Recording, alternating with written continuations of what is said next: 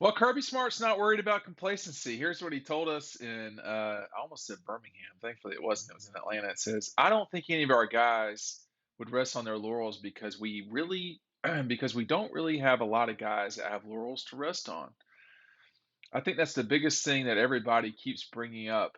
You won a national championship. Do you worry about complacency? Well, the guys who won it, they're mostly in NFL camps. So there's a lot of hungry guys on our team. I would be more concerned about complacency if you had, I don't know, 15 of 22 starters back. If you had 12 or 13 of 22 starters back, I would be worried about complacency. But I'm more worried about inexperience. If a kid makes a mistake, you're going to say, "Oh, Georgia got complacent." I'm going to say that kid's never seen that play. He's never had that pressure on him. So we're trying to make that happen as much as possible.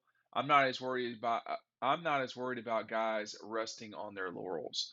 So this is one reason why having um, the big opener that just gets you that experience immediately. I mean, I'm just trying to think right now off the top of my head, looking at the board over here, guys that you're going to need later in the year who are going to need experience and can get it right away in that Oregon game. Whoever is starting at running back has played plenty. They've never been the primary person. It will get either Kenny or Kendall completely ready to go. I don't think you're super worried about them. Tight ends, you're not really worried about. Receivers. I mean, on the offensive side of the ball, there's not a lot. The question is, on the defensive side of the ball, this could really address the linebacker situation. I think if there's any area to be, quote, worried about, um, maybe it's your linebackers. I mean, because you're sitting there going, we got Nolan back, we got Robert Beal back, but who else is going to step up and be a player? You got Sorey, Monda, Dumas Johnson, Chaz Chambliss. There's a lot of guys that are playmakers on this team that don't have starting experience. Chaz Chambliss has played. Dumas Johnson has played. These guys have played. Monda, they've played, but they've not played in sort of meaningful moments. Now, the defensive line, they have played in meaningful moments. I mean, I still have not watched the national championship game. I don't know when I'm going to be able to watch it. Just we're at the point now where I've just run out of time to kind of do that. But when you saw some of the highlights from that game, those guys, the defensive line, they shared in the snaps. That was not an issue. So when Kirby starts talking about inexperience and what you can do, the Oregon game gives you the ability right away to be in those situations. In fact, two of the first three games are it's not a slow build for Georgia this year. And um, the Oregon game straight into the South Carolina game soon thereafter gives you the ability, number one, to play a big game. Excuse me. I think Oregon's probably going to be ranked in the top, certainly top 15, possibly top 10, although I doubt top 10, but somewhere between 10 and 15. This is a big game. And then your second game in three tries is the South Carolina game. So you get to play a conference game on the road, and you get to play a top 15 opponent in your first three games. This is a tremendous opportunity. This schedule gets you ready. The beginning of the season should get you ready for the end. Now, that's not always how it works if you want to put it that way. I mean, you need to win when you need to win. I mean, it's not that you kind of get to bank, just a loss really helps you at the end of the season. It's still a loss. But I think that's one thing that Kirby's talking about that could lead to another possibly championship run. And that's what we talk about in Dogstruction is Georgia's championship run in 2020, 2021. I'm one of the folks that does not think 2022 winning a national championship is out of the question at all for Georgia, but they're going to have to replace guys. There's one of them in the Kobe Dean. And so many of the guys that have images in this book are gone. And they're going to have to rely on guys like this. Broderick Jones, A.D. Mitchell are going to have to be more prevalent because two of the three guys in this image are gone. So it's important for Georgia to be ready to score, to be ready to go, and these beginning of the seasons help.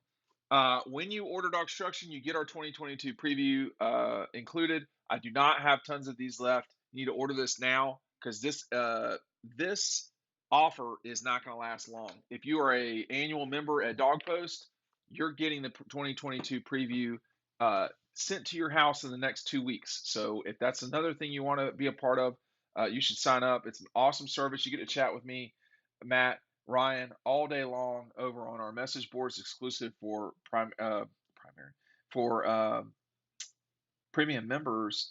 Our message board is the heart and soul of our community.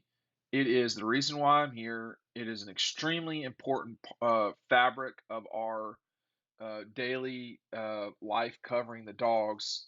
We've been doing it for such a long time that there are so many folks on there that have really great insight. You don't get sort of the drive-by idiots in the comment section. We don't have that. I won't allow it.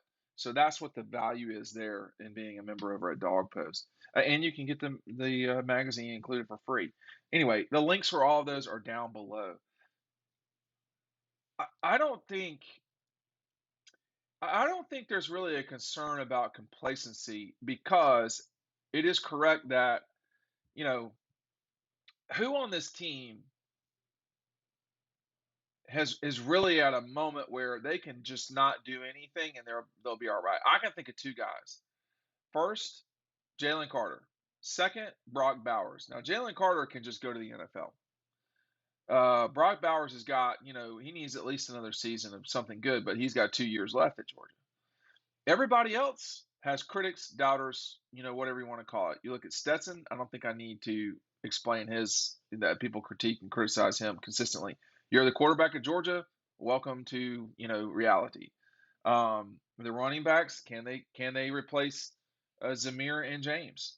The offensive line, not as many doubts, but you've got a new offensive line coach. There's some work to be done there too. But everybody on this team, whoever they may be, they were not the people that made the plays. Now, Keely Ringo obviously made a play, but if Keely Ringo wants to be a first-round draft pick, which is where the real money is, he's going to have to continue to play one season, he's been at Georgia 2 years, right? This will be his last year at Georgia. But what he's done so far, does that guarantee you a first-round draft pick? It doesn't look like it to me necessarily. Guaranteed? No. So I think Kirby's right about this. He uses the word worry a lot. Now, as a person who thinks a lot, I don't know that thinking is always worrying. But he's getting paid north of $10 million a year to concern himself consistently with this program. And he should. He should be interested in how they can get better, what they can do.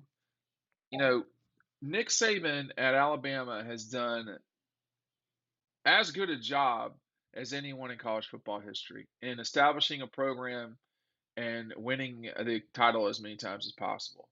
I don't see anybody else really threatening to be in that position, but Ohio State and Georgia certainly are right there beside Alabama right now.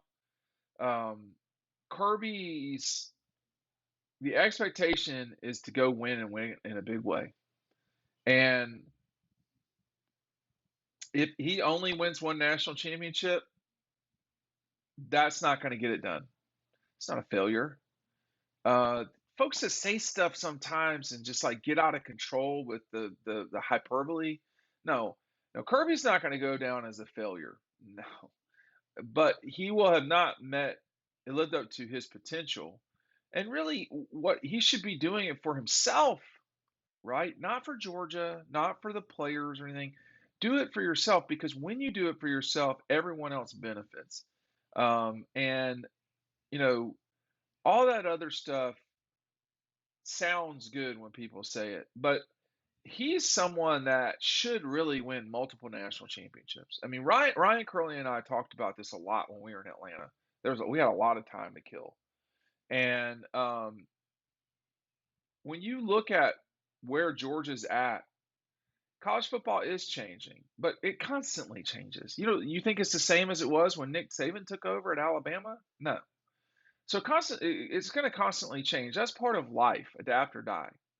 And I think that if you and Ryan was the one who was more firm about this, of course he's much younger, um, that Kirby should win multiple national championships in this coming decade.